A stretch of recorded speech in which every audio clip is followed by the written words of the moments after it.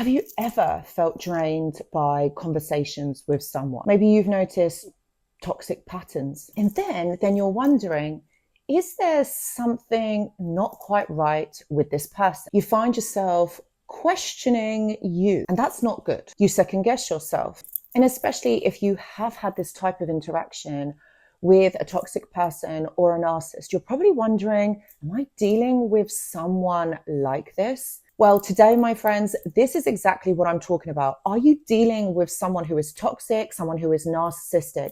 And how do you spot that? How do you know? Like, you're meeting people, you're getting to know new people, or perhaps maybe you are noticing these types of patterns in people that you already know. Maybe you are also dating and wanting to know whether there's something not quite right with this person. My friends, I've got you.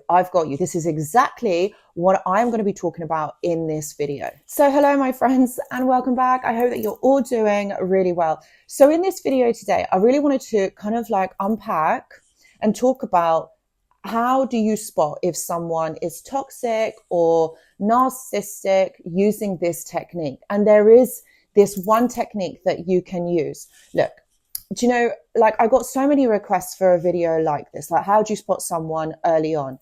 And the thing is, my friends, even though I wish I could say that there's like a magic remedy to be able to spot someone who is narcissistic, but the thing is, this is where you've got to use your discernment, my friends. This is literally what it is. And also your intuition. And that really is the major thing. Like, if something feels off or something doesn't feel quite right, now this is what you've got to trust.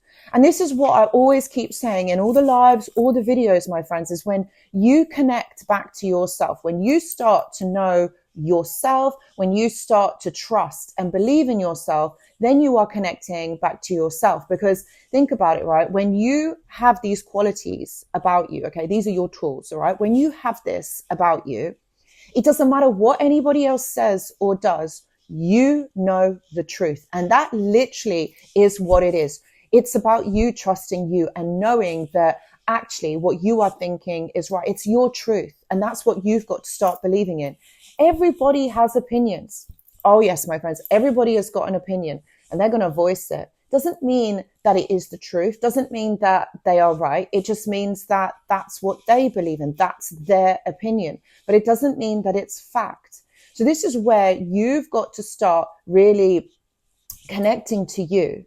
Okay, and understanding yourself and knowing what works for you and what doesn't. And ultimately, like I always say, is boundaries, right? But today, I really want to share a simple and effective technique that is going to protect you, your energy, and save you time. Okay, the one major technique is removal of your energy, your emotion, your effort, and your time. And I think a lot of people call this the grey rock method, but ultimately what it is removing any emotional response. This is your superpower. And the reason why, okay, my friends, the reason why it is so effective is because if you think about it, right, a narcissist or a toxic person thrives on drama and on chaos.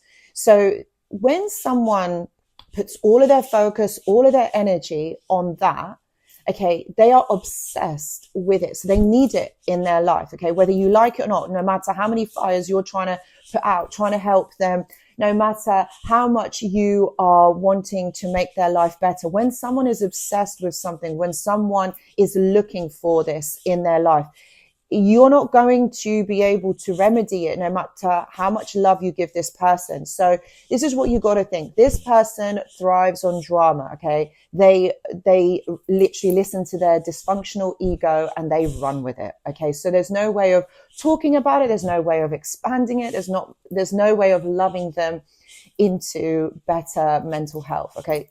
That doesn't work. And also that takes a lot of energy, time, and effort. Like, you need to be putting that amount of effort on yourself. So now that we understand why this person needs this is all about their needs, all right? Their needs. And that's ultimately what it is. They have a insatiable need to create this drama. And you know why? You know why, my friends? They want this because if they create this drama, you're going to have a response. And that is an emotional response to that person. And that is where, my friends, they know that you care because you've had a response. So that is what really is at the forefront when they are creating this chaos. So when you withdraw that from someone like this, they are going to react in a number of ways. And this is how you can tell and spot early on if someone is narcissistic or toxic. By reducing emotional reactions to this person, they're not going to like this because this is what they rely on. They rely on your response, the way that you will show them your emotions, and they will take it and they will run with it. Okay, so they need to know that you still care, that you're still around, you're still there, you're going to be there to meet that person's needs. So the way that you do this is no fuss, just a blank kind of stare or a blank response, nothing that is emotionally loaded, just literally stating fact. And this will work really well. Like, for example, if you are going through some sort of legal battle, maybe you're in court, maybe you have children with this person and you kind of need to stay amicable.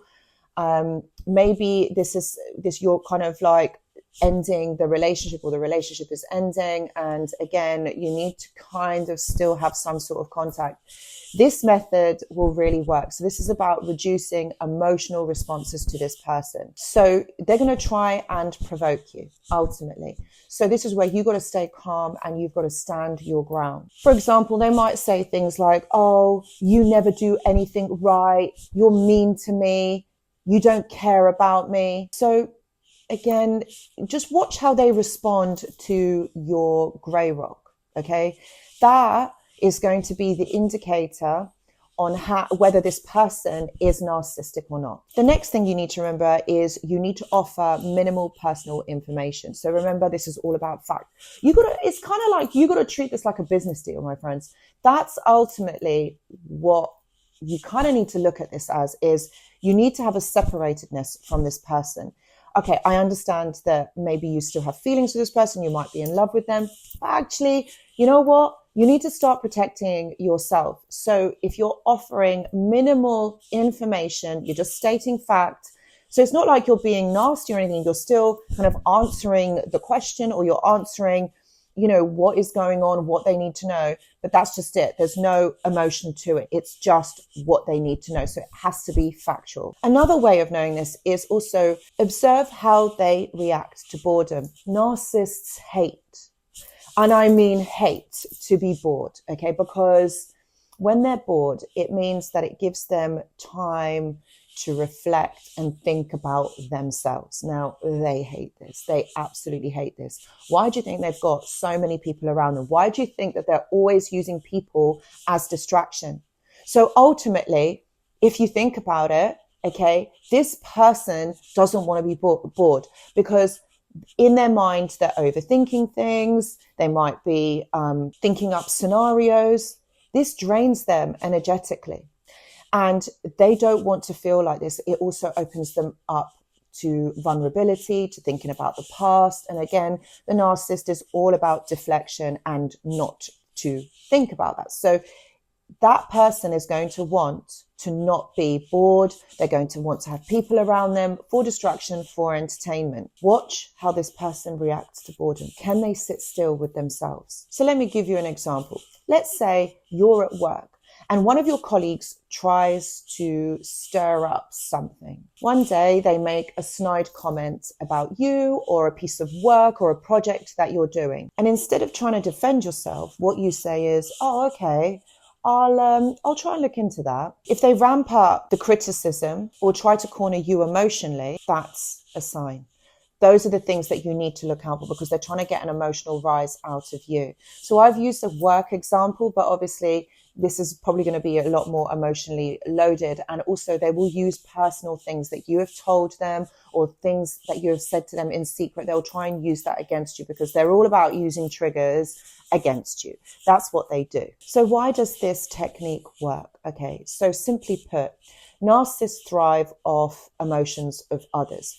They don't understand them necessarily the way that me or you do, but it's all about creating drama, Okay, this is all about a dysfunctional ego, which has all been manufactured in childhood. Okay, because of their own unstable, traumatic childhood, what happens is they play out a lot of their childhood into adulthood. They don't really have awareness of this, but what they do know is that it is meeting their needs. So they need to have validation of others. And the only way that they can get validated is if you are emotionally responding to them. They know how someone is going to feel about them is about how they respond to that person emotionally.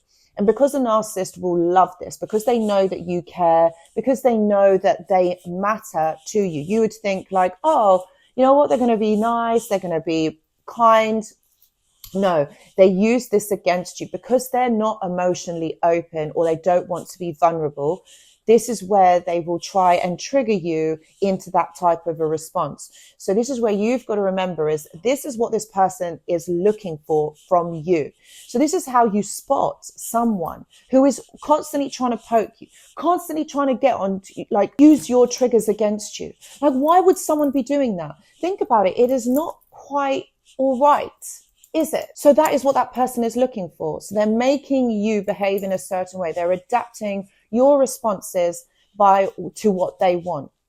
So this is what you've got to look out for. And if you're not feeling good or if there's something not quite right, listen to your intuition. Remember that protecting your energy is priority. You've got to protect yourself from these types of people. You will meet them in all walks of life, whether that's family, work, and romantic relationships. But this is where you've got to be aware or self-aware enough to be able to point that out and protect your energy. This person is trying to get something out of you for free. We don't give that to someone for free. It has to be earned. So when someone next time tries to be funny, tries to be smart, you know what you got to do. Use this technique because it is so, so powerful. What happens is that you become unpredictable to this person. They cannot predict their next move without you behaving in a certain way. Remember that. You are more powerful than you think. Guys, if you are going through something like this and would like further assistance, please know that I do offer one-to-one consultations. Please see the description box below. I've also got a live stream where I go live every single Tuesday, 9 p.m. UK time on this channel. So it would be lovely if you could join. Guys, thank you so much for watching and I hope to see you in the next video. Goodbye.